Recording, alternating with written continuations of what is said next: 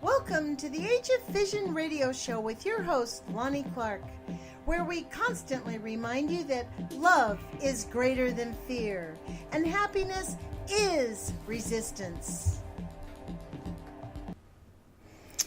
Good morning, listeners to my podcast here at the Age of Vision radio show. Thank you for joining me. I am reading a book by Dr. Helen Caldicott, The New Nuclear Danger, George W. Bush's Military-Industrial Complex. This was written in 2002. Dr. Caldicott gave me permission to read this book, and we are currently on page 29 if you've been following it. I, as a side note, decided to start reading this, especially now since Donald Trump has decided that he came up with a brilliant idea, which he did not, of Space Force, which has been around since 1985. Actually, it came from a military paper called Vision for 2020, in which they expressly said that they want to have world dominance, space dominance around the entire Earth. By 2020, that's their plan. So I thought I'd read this book, and I will just get into it. I won't take much longer. We're on page 29, as I said, and the subtitle is Corporate Mergers and Nuclear Policy. The most powerful military corporation on Earth, Lockheed Martin, was created in 1993 by a series of corporate mergers. During the 80s and the early 90s, there were 10 to 15 major U.S. weapons firms. However, in 1993, Secretary of Defense Les Aspin concluded that the Pentagon could no longer sustain the enormous weapons procurement budgets of the lavish Reagan years. And in an early 1993 meeting, Undersecretary of Defense William Perry bluntly informed industry executives of the new Pentagon policy of encouraging corporate mergers. The seminal meeting was triumphantly dubbed the Last Supper. The Last Supper. Can you believe these guys? By Norman Augustine, at that time CEO of Martin Marietta, and subsequently the guiding hand behind the mergers. Martin Marietta merged with Lockheed to become Lockheed Martin, a $35 billion behemoth and the number one contractor for the Pentagon, NASA, and the Department of Energy. Boeing absorbed McDonnell Douglas, and Raytheon bought the military units of Hughes Aircraft and Texas Instrument to become number 2 and 3, respectively. Other smaller firms survived, including TRW, Northrop Grumman, and United Defense, but their earnings were significantly lower than those other big threes. Ironically, the Pentagon has not closed a single major weapons production line since the mergers were instituted. With a smaller number of corporations now bidding competitively for military contracts, prices have gone up, not down, and in the end, no actual savings has been passed on to taxpayers. Well, I'll tell you one way, folks. This is my comment. One way to shut the military down is to stop working for them. We do not have to take their high-paying jobs. We can choose to do something else. Refuse to participate. When I lived in Los Angeles, I had an opportunity to work for Raytheon while I was working 2 jobs to support my 2 children, and I said, no, I'm not going to work for Raytheon making weapons and satellites and spy machines. Where is the integrity of the American people? These corporations are made up of people. Well, anyways, I'm going to go back to the book. Sorry. The 2 government officials, William Perry and his Pentagon colleague, John Deutsch, both of whom were past paid consultants to Martin Marietta, shepherded the mergers through the government bureaucracy. Officially, it was against the law for Perry and Deutsch to act on behalf of their former employer, but they obtained a conflict of interest waivers from Defense Secretary Aspin. Perry and Deutsch even went so far as to change the Pentagon's contracting rules, thus allowing merger companies to be compensated for costs involved in moving factories, for legal fees, and for executive bonuses, a policy memorably dubbed payoffs for layoffs by Congressman Bernie Sanders from Vermont. This type of corporate orchestrated merger and payoff operation is a classic example of the revolving door syndrome. Corporate employment leads to the Pentagon position where one is able to find a feather bed. One is able to feather bed the nest of one's corporate colleagues. Then, when the government term of office expires, some return to private industry equipped with invaluable Pentagon connections. I wonder if that's why a lot of these Republican senators and congresspeople are not going back into Congress in the next. I don't think it has anything to do with the despicable, unethical, illegal, immoral, corrupt traitor Trump. I think it has more to do with the fact that they're going to be digging in our pockets more. Back to the book. We'll never get through it if I keep making comments. Lockheed Martin realized a taxpayer-financed windfall from the merger amounting to $1.2 billion. The company also became the single largest advocate of aggressive nuclear development in the country in the quest to protect its billions of dollars from the government arms contract. $18 billion in 1997. There's an asterisk at the bottom. Less than 2 months after the September 11th attack, the Pentagon awarded Lockheed Martin a mammoth contract of $200 billion over the next several decades to build 3,000 F-35 Joint Strike Fighter planes. Does the United States of America actually really need 3,000 F-35 Striker fighter planes? What kind of enemies are we making? And why? New subtitle. Birth of a Death Merchant. As Lockheed Martin came to power, so did Norman Augustine, CEO of the newly merged company and perhaps the key player on the corporate side of the military-industrial equation. Augustine equally received $8.2 million in government payouts stemming from the merger.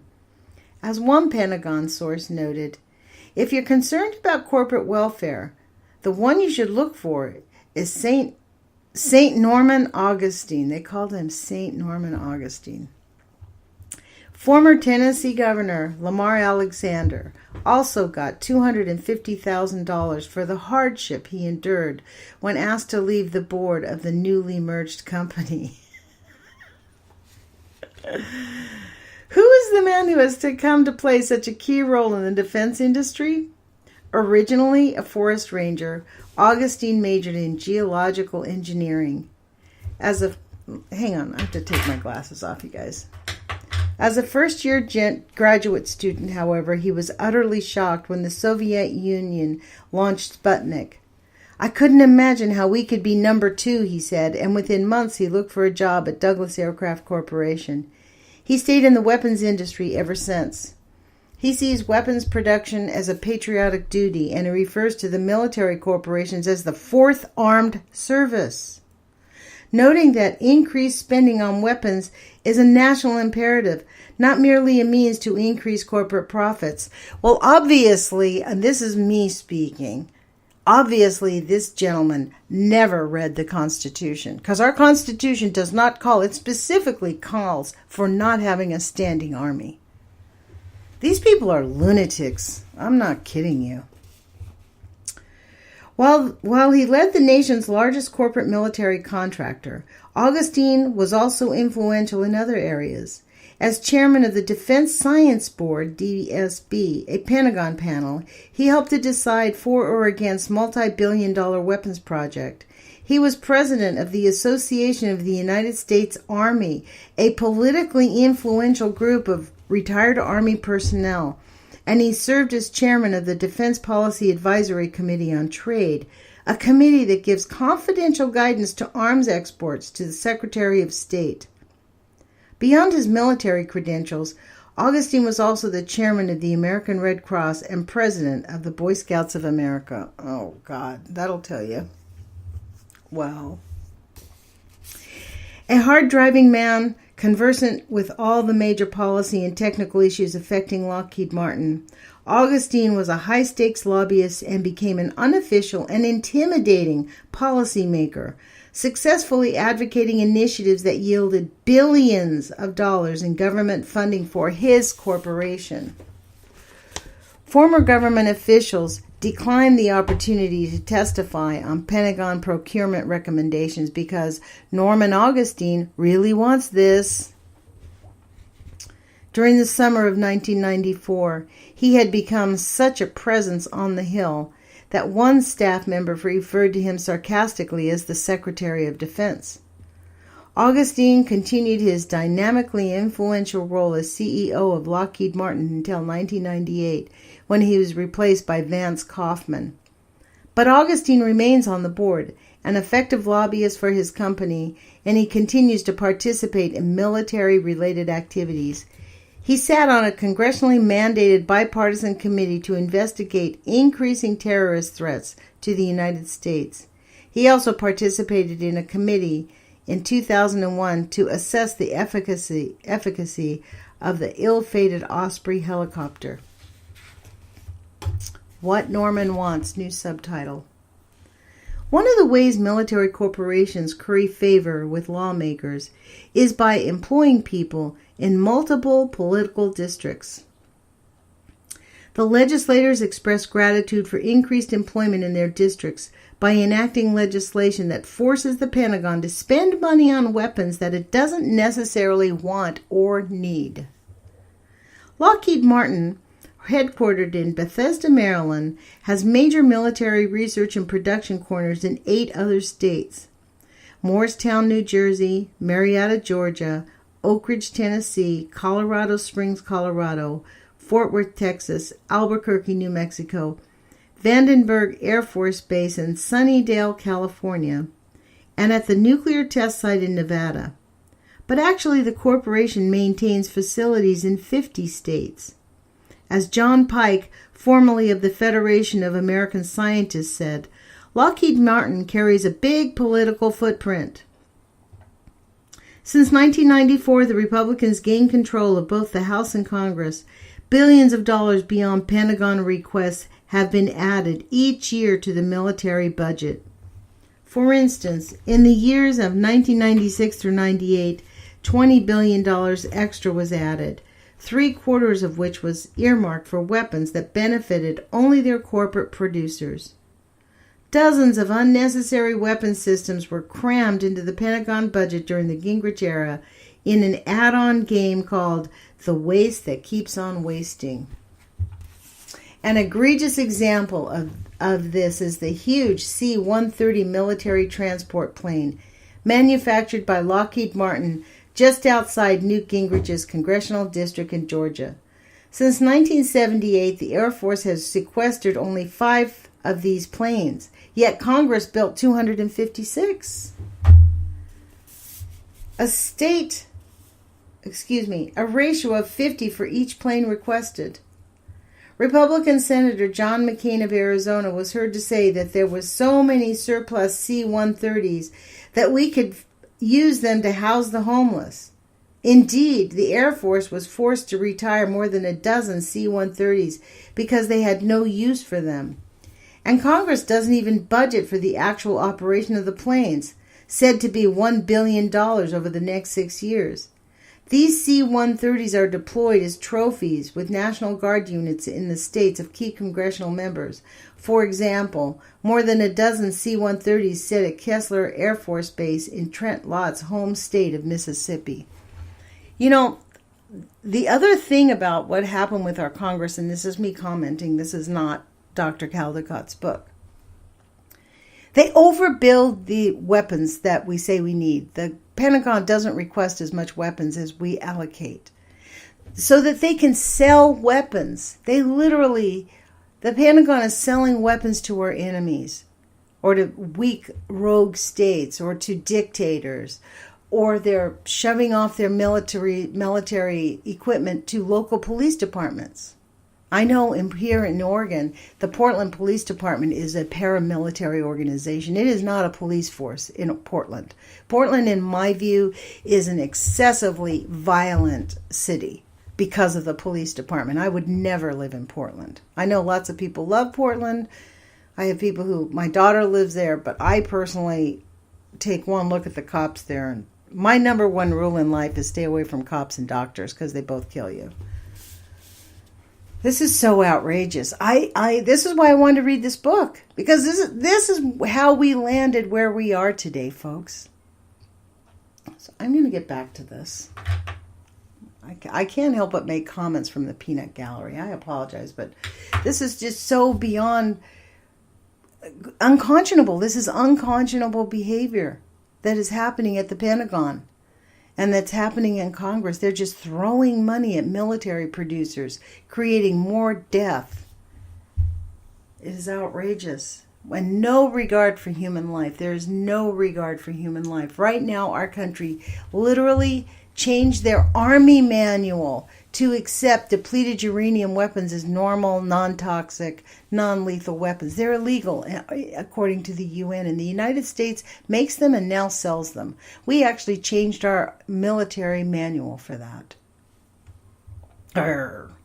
So I'm going to get back to Dr. Caldicott's book. New subtitle called Merged Money Talks. Political donations represent even more efforts by the huge new military corporations to affect policy. In 1997, for example, military corporations spent more than $2.4 million contributing to political campaigns and parties.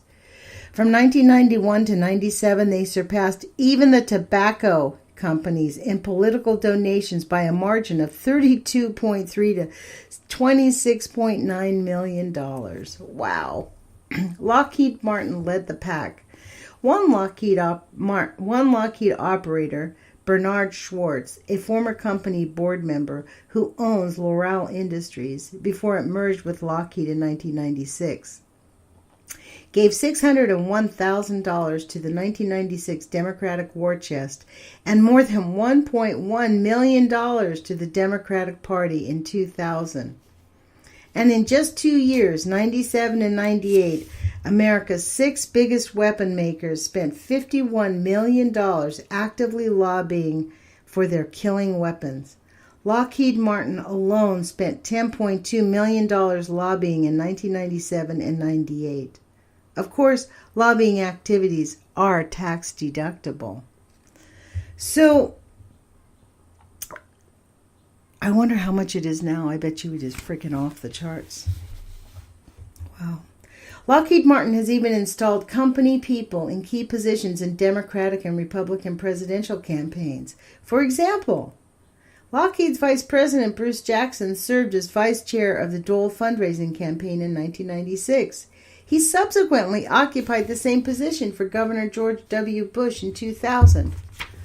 Lockheed Martin shared the limelight at the 2000 Republican Convention with other notable U.S. corporations, including the U.S. Tobacco Company, AT&T, Freddie Mac, Southern Co. Each of these firms contributed $60,000 to Senate Majority Trent Lott for a 50-style sock hop titled the Lott Hop. Lockheed then cemented this political connection by pledging $1 million to the Trent Lott Leadership Institute.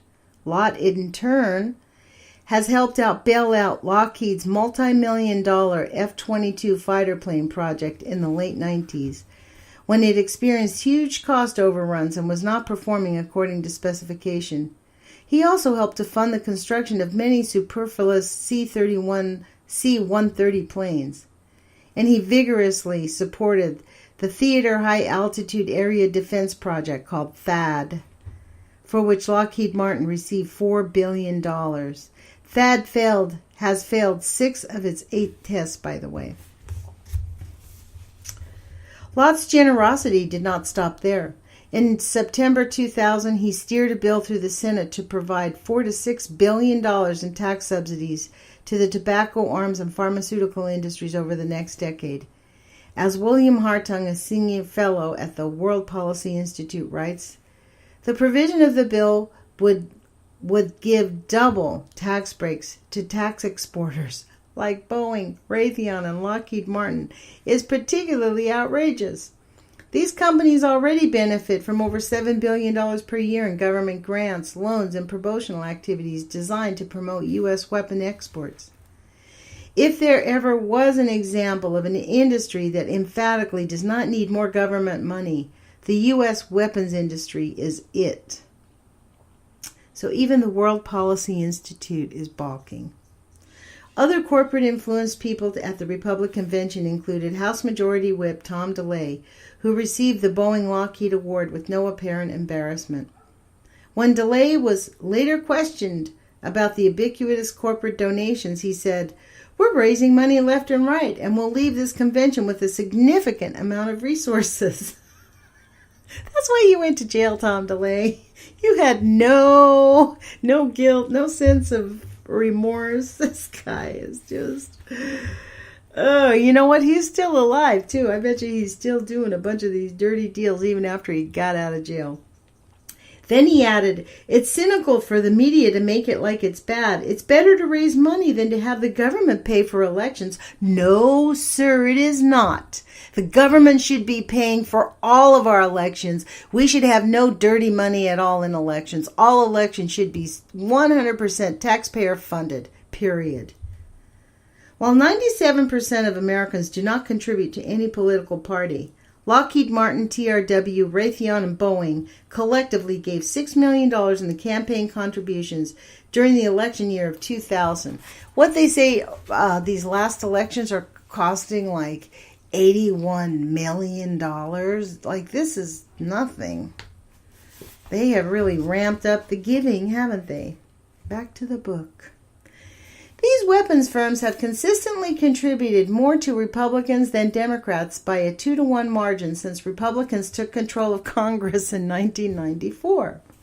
And the connections don't stop there. George W. Bush attempted to award a contract to Lockheed Martin to run a Texas welfare system. Bush relented in the face of strong public opposition. Lynn Cheney, the wife of the vice president, for years served on Lockheed's board, for which she received $120,000 a year annually in compensation. Because, old Lynn, she needs that money. Dick Cheney himself served as Secretary of Defense under George Bush and was a fellow at the American Enterprise Institute from 93 to 95.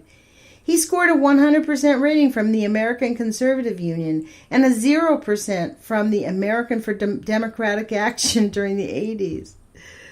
Appointed chief executive of Halliburton Corporation in 1995, he doubled the size of the company both through a series of mergers and through business deals with the Pentagon. Yeah, like, how about attacking the World Trade Center? How about that, being in on that one and starting the Iraq War, and then your company makes billions of dollars, you greedy pig and murderous never mind. Back to the book. Under Cheney's reign, Halliburton became one of the nation's largest weapons contractors, ranking 22nd in prime Pentagon contracts by January 2001. January 2001. Okay, let's read that again. Under Cheney's reign, Halliburton became one of the nation's largest weapons contractors, ranking 22nd in prime Pentagon contracts by January 2001. Cheney organized a $1.1 billion Pentagon contract for Halliburton to support military operations in the Balkans, and the $2.3 billion in government loans, an increase from $1.2 billion reserved for the previous 5 years. The company donated a total of $1.2 million to both political parties in Congress over 5 years, and in 1999 it spent $600,000 in lobbying, up from $280,000 in 1996. When Cheney retired to run for vice president, he left with a package of $20 million in stock options and an overall worth of $50 million.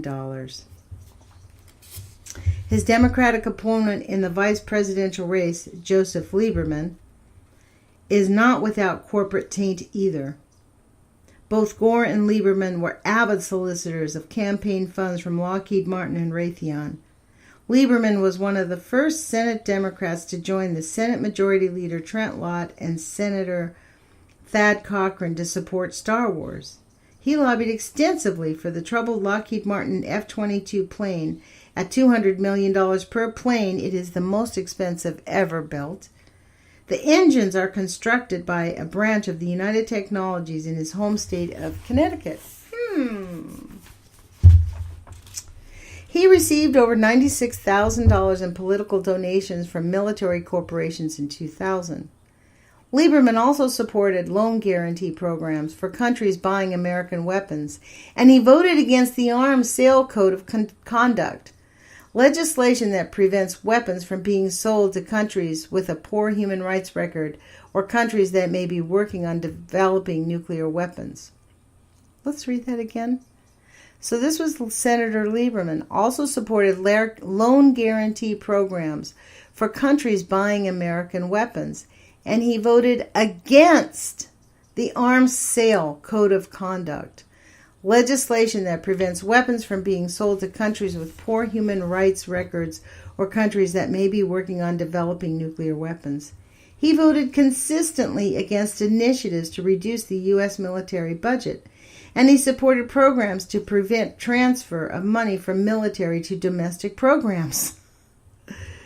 So now we know why we have Trader Trump in the White House. We have been the slow slip for a long time. For the past 5 years, he served as the chairman of the Pro-Military Democratic Leadership Council, with a corporate-friendly, pro-military, fiscally conservative agenda. Although Lieberman was vocal about religion and personal behavior during the campaign, as William Hartung commented, the Democratic ticket demonstrated a failure of public ethics, but not private morality. Well, we don't know that, do we? New subtitle, To the Victor Goes the Spoils. To give some feel for how Lockheed Martin has benefited through lobbying, revolving door policies, political donations, and here is a short list of some of the company's nuclear weapons related contracts. This is the short list, folks. This is unbelievable. I have to say, I think that as I read this, I'm nonplussed. I'm just dumbfounded that this is just continue, and that people are just so greedy for money. Like, maybe I'm just so bourgeois. I just don't value money like that. I just think that it is not worth killing the planet. It's stunning. To the victor goes the spoils. To give some feel for how Lockheed Martin has benefited through lobbying, revolving door policies, political donations, here's a short list of some of the company's nuclear weapons related contracts. Wow. Lockheed Martin currently produces the Trident 11 submarine-launched ballistic missile, armed with 8 100 kilotons or 475 kiloton hydrogen bombs. As a reference, the Hiroshima bomb was equivalent to 13 kilotons of TNT. Each Trident submarine is equipped with 24 of these missiles. 18 Trident subs together containing killing powers 3 times the threshold for nuclear winter glide silently below the oceans of the world, invisible to all, a subliminal global holocaust machine. And I do hope that most of you realize that Russia recently lost one of their nuclear submarines. They can't find it. It sank. So now they're going out looking for it right now. They had a new type of submarine. Most of our nuclear weapons are floating around on submarines. That is the really sad, sad part. This makes me super angry. It's hard for me to read this. It just makes me want to spit nails. But this is not all. Lockheed Martin has government contracts altogether worth billions of dollars for the payload launch vehicle for the interceptor system, the space-based infrared system called SBIRS, S-B-I-R-S, High Component, and the Theater High Altitude Area Defense, THAAD, the Airborne Laser ABL in partnership with Boeing and TRW, the Navy Theater-Wide System, the Medium Extended Air Defense System, MEADS, in partnership with Alenia in Italy and Daimler Chrysler of Germany. On the side, Lockheed Martin is also developing the capability to conduct simulated nuclear tests at the Nevada test site with the Bechtel Corporation and receives $2 billion a year to run the Department of Energy's Sandia National Laboratory in New Mexico. Oh my gosh. It is just about money, isn't it? It's all they care about. They have no regard for human life or any life on this planet. This is so outrageous. I feel so betrayed. Okay, we are now on page 37, folks. New subtitle, 2 case studies. I once naively believed that the administration in power and Congress determined U.S. foreign policy. I was wrong. Here are but 2 examples of recent foreign policy deals orchestrated by the weapons industry. NATO expansion. During the Cold Wars, the North Atlantic Treaty Organization was the military bulwark in Western Europe against invasion by the Soviet Union.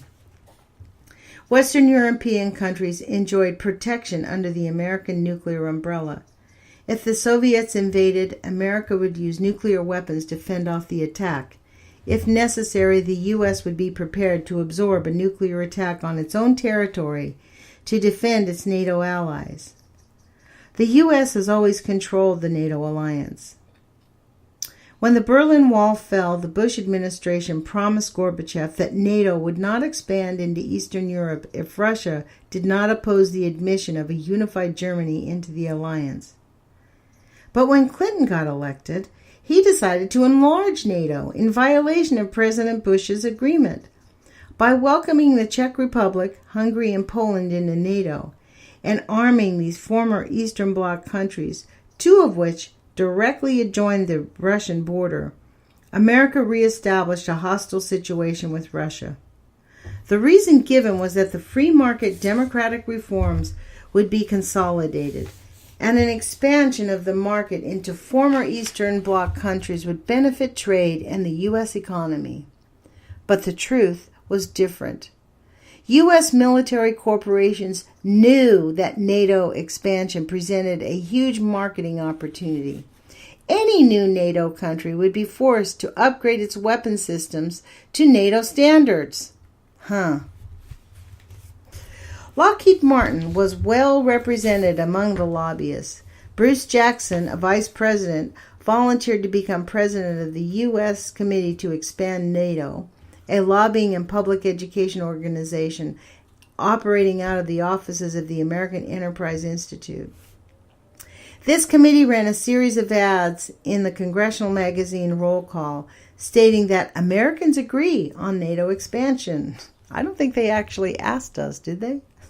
These Americans they chose were Norman Schwarzkopf, and 3 former secretaries of state, including Henry Kissinger. I mean, is that guy even human? Really? I'm beginning to think he's an alien because he never dies. He was old when I was young. I mean, literally, I'm almost 63, and he was an old man when I was a young woman. I don't know, man. That guy seems like he's an alien. Back to the book. The Committee to Expand NATO delivered speeches, gave congressional briefings, published articles, produced white papers, and sponsored the campaigns within the U.S. and promoting the widest possible expansion of NATO.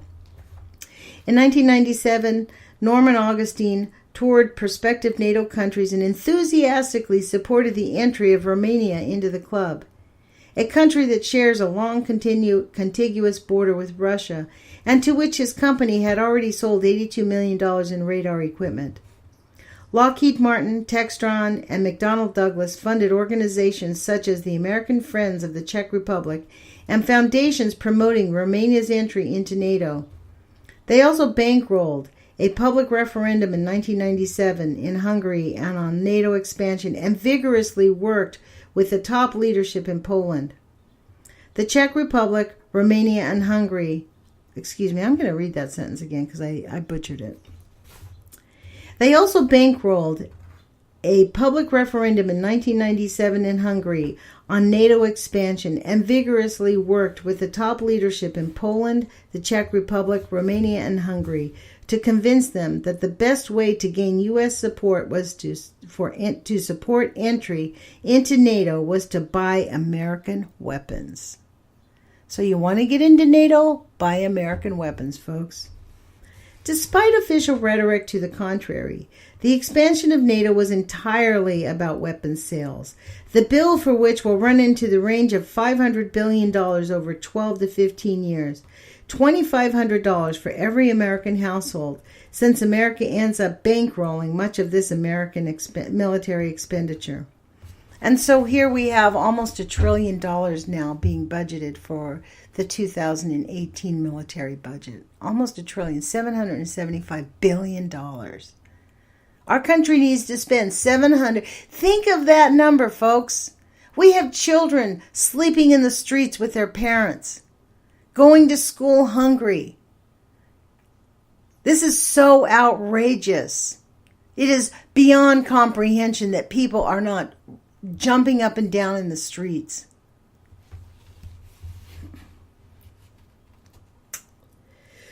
I guess I am, because here I am on Spreaker spouting out like a little tea kettle. Back to Dr. Caldicott's book. Sales to foreign governments are particularly lucrative for weapons manufacturers, since by the time the weapons are ready for export, all research, development, and initial production problems have been covered by the U.S. taxpayer. By forcing the impoverished nations of the former Soviet bloc to buy sophisticated weapons as they experienced freedom is an act of cynicism and exploitation. No kidding. Furthermore, it is unethical for any foreign corporation or government to interfere with the domestic politics of another country. Remember the furor created when China was said to have contributed to Clinton's re-election campaign in 1996? In 1998, the Clintons voted 81-19 to expand NATO, adding Poland, not the Clintons, the Senate. Freudian slip there, folks. In 1998, the Senate voted 81-19 to expand NATO, adding Poland, Hungary, and the Czech Republic. Romania did not make it on this round. Russia was understandably furious regarding the U.S. as hostile and dishonest and backed away from talks to reduce nuclear weapons. In April 1999, a lavish event was thrown in Washington, D.C. to celebrate NATO's 50th anniversary. International politicians and weapons makers mingled at the party that was funded by Boeing, Lockheed Martin, United Technologies, each of whom donated $250,000. So you're telling me that they threw a party worth $750,000? In April, let me read that again. In April 1999, a lavish is like an understatement. Almost $1 million on a party. In April 1999, a lavish event was thrown in Washington, D.C. to celebrate NATO's 50th anniversary. International politicians and weapons makers mingled at the party that was funded by Boeing, Lockheed Martin, and United Technologies, each of whom donated $250,000. And there was an added cause for celebration. The war in Yugoslavia was at its zenith. Although it would cost U.S. taxpayers about $1 billion per month, it was good for corporate business. Replacement of lost Raytheon-made Tomahawk cruise missiles used in battle. Each lost cruise missile cost $1 million to replace. And Lockheed Martin F-16 and F-22 fighter planes would provide billions of new contracts for the weapons makers. When Bush visited Europe in 2000, he continued actively to promote NATO expansion. Let me see how long I've been reading. It feels like it's been a little while. I'm going to keep going. I want to read for an hour block, maybe 50 minutes at a time. That way we can get through the book, because this book is unlike Carl Grossman's little 70-page book. This book has actually, how many pages are we reading here, ma'am?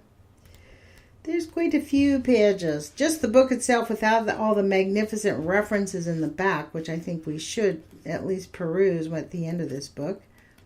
So this book goes on to be 187 pages. So for those of you that are listening and really are compelled to listen to this book reading, you can send me an email if you want at ageoffission@gmail, AGEOFFISSION @gmail, and give me your comments and tell me what you think.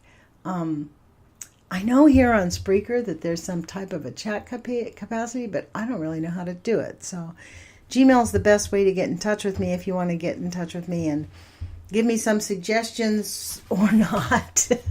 But be nice, because if you're mean to me, I'll just block you. I'm not offering out contact with haters. But constructive criticism is always appreciated. So let me get back to this reading. New subtitle: Lifting the Arms Ban on Latin America and Other Foreign Military Sales.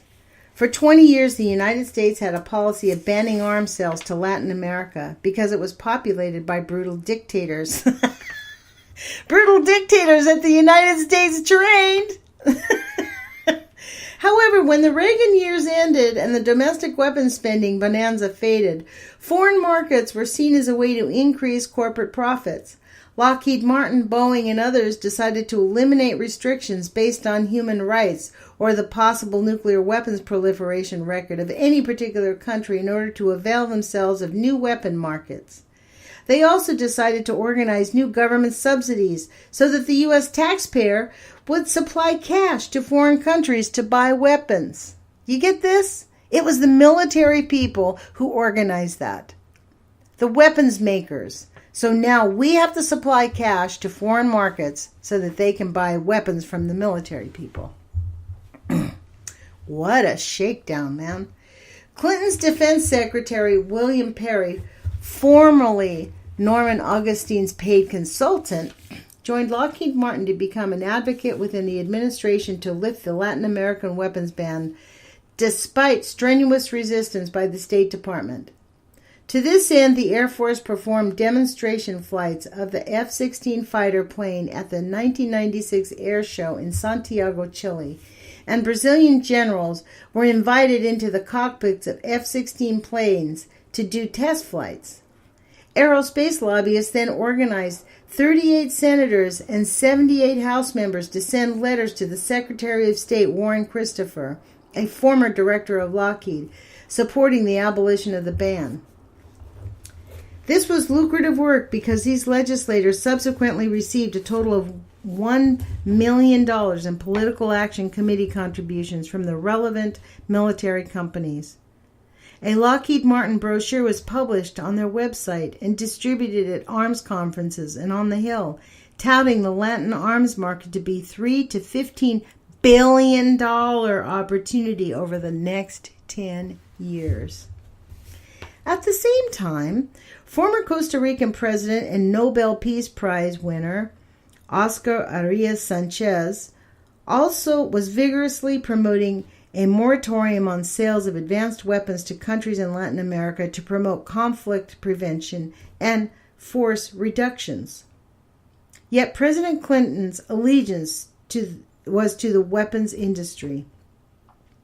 On the contrary, Jimmy Carter displayed moral fortitude in the face of corporate displeasure.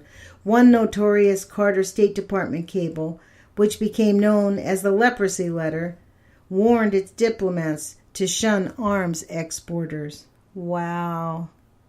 This is why I love Jimmy Carter, man. I mean, he at least was one person who did attempt to stand up to them. And, we should send our prayers out to Jimmy Carter right now. He's just been discovered that he's got cancer all over his body. That brain cancer thing, it never really works. They don't have a cure for cancer. That's the sad part. And he was exposed to a lot of nuclear contamination, so it kind of makes sense. He's going to die of cancer. Back to the book. In May 1993, Secretary of State Christopher instructed U.S. embassies to assist arms companies in promoting international trade. To consolidate this policy 2 years later, in February 1995, President Clinton issued Presidential Directive 41, stating that arms sales were essential for preserving industrial jobs. The directive ordered the diplomatic corps to boost arms sales. What? Let me read that again. I'm telling you, I can't help but read these things again. This is shocking. To consolidate this policy 2 years later, in February 1995, President Clinton issued Presidential Directive 41, stating that arms sales were essential for preserving industrial jobs. Wrong. The directive ordered the diplomatic corps to boost arms sales. Wow. So I guess in 1995 we officially became a war state, right? The State Department appointed a semi-official body, the Defense Trade Advisory Group, to advise on arms exports. In direct conflict of interest, its 40 members included representatives from Boeing, United Technologies, Hughes, Allied Signal, Litton Industries, Raytheon, General Dynamics, Loral Space Systems, the Electronics Industries Association, and the Aerospace Industry Association. In 1995, the federal government also created a $15 billion defense export loan guarantee program, together with other financially supportive government programs. These new weapons exports policies are complemented to Article 21 in the General Agreement on Tariffs and Trade, the GATT, which directs countries to take any action they consider necessary to protect their essential security interests. Actions relating to the traffic in arms, ammunition, and implementations of war, and such traffic in other goods and materials as is carried out on directly for the purpose of supporting a military establishment. This makes my skin crawl. My skin, I'm getting goosebumps reading this.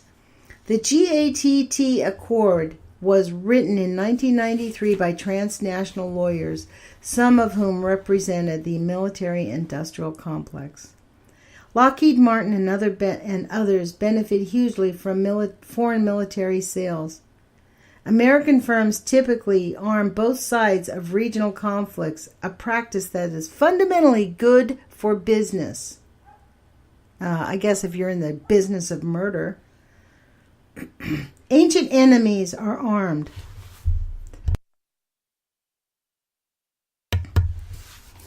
Ancient enemies are armed. Turkey and Greece for their conflicts in Cyprus, India and Pakistan, Peru and Ecuador, Taiwan and China, and Israel and every other country in the Middle East, the world's largest arms market. Ironically, if a country previously armed by America, such as Iraq, becomes an enemy, U.S. troops will be killed by American weapons. God dang. Oh, what a wicked web we weave when first we practice to deceive. In 1999, America garnered 39% of the new weapons contracts, deals that netted $11.8 billion, outdoing the sales of Russia, France, Britain, and China combined. Secretary of Defense William Cohen's worldwide travels resembled marketing tours for weapons.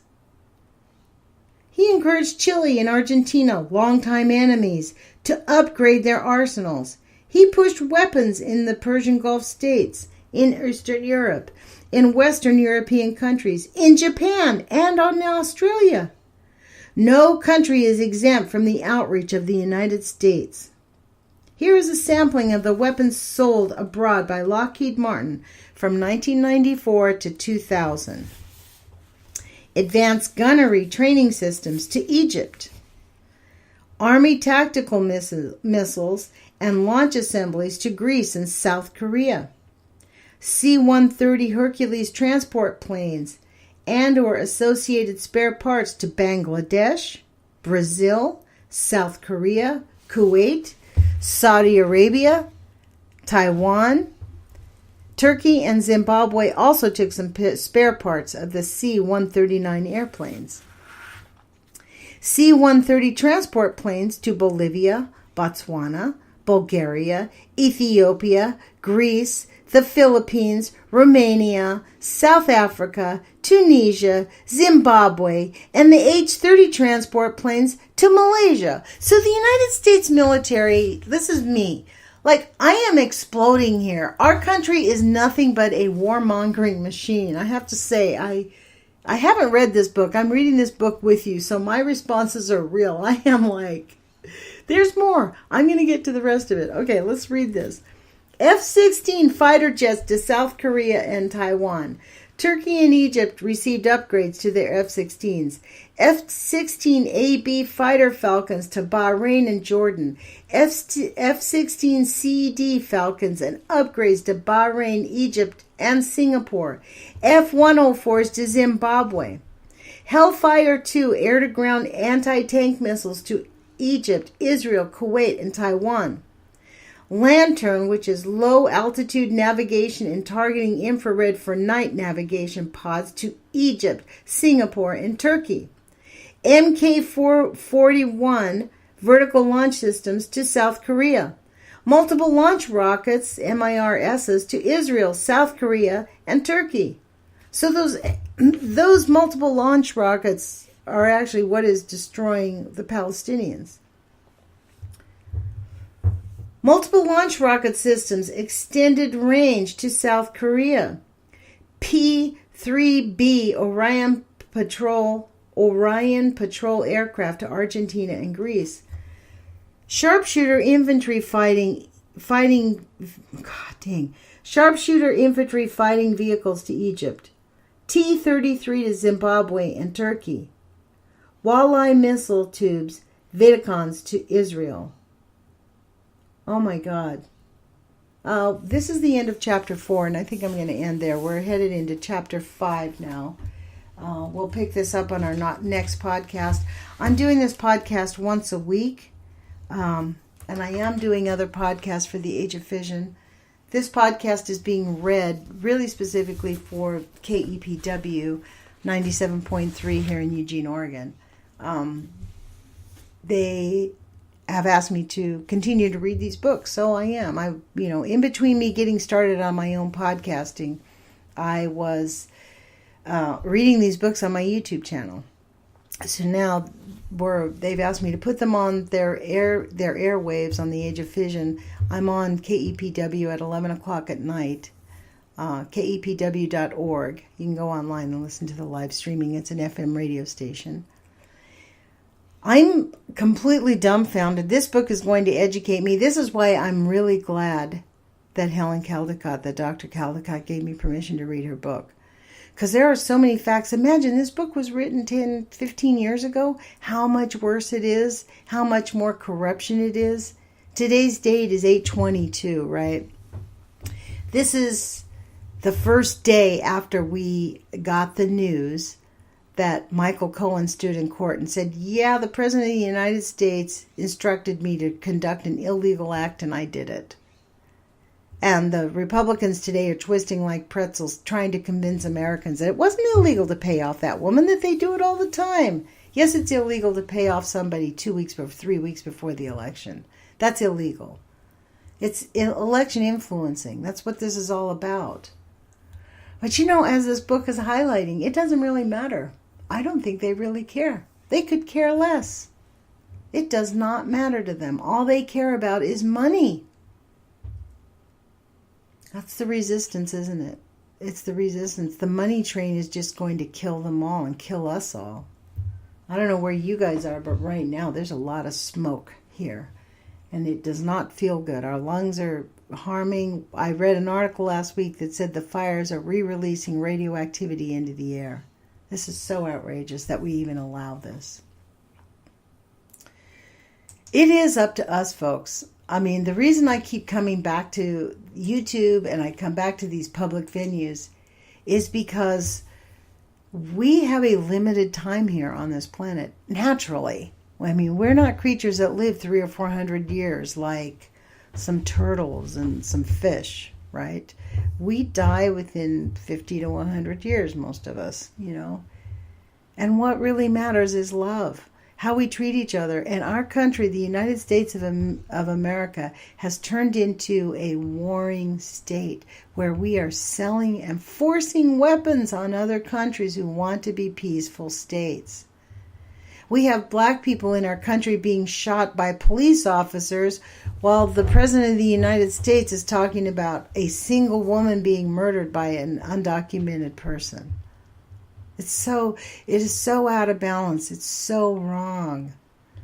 I don't have the answers, but what I do know is that love is greater than fear. That when we love each other and express our joy and learn to just face it, we don't have to accept all of this.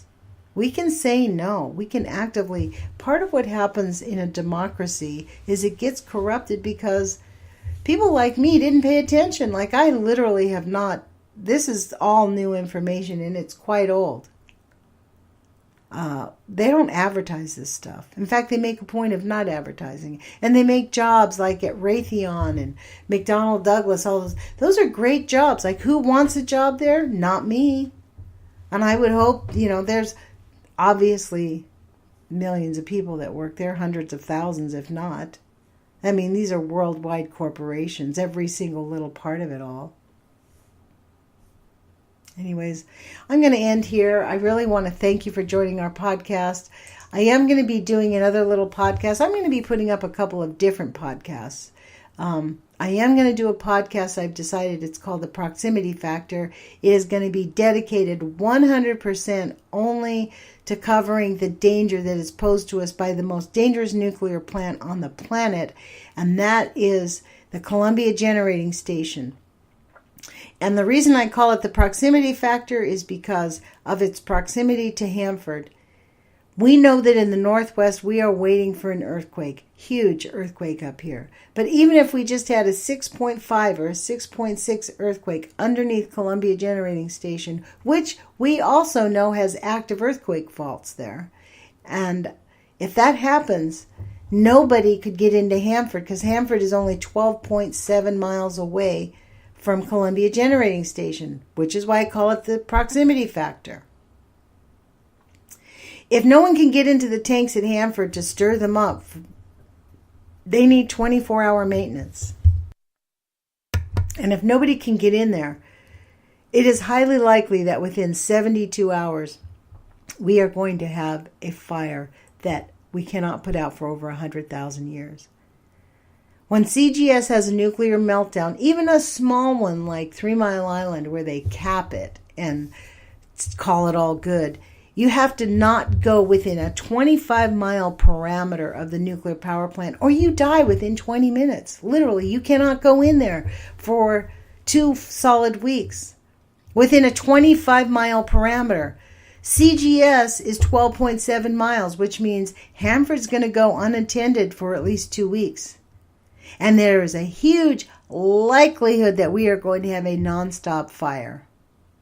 So we need to push to close down the Columbia Generating Station, and it does not matter what part of the country you're living in.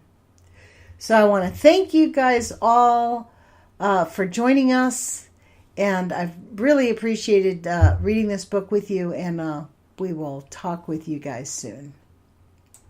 The Age of Fission radio show brings you book readings, pertinent articles, interviews with both activists and victims of nuclear and environmental contamination.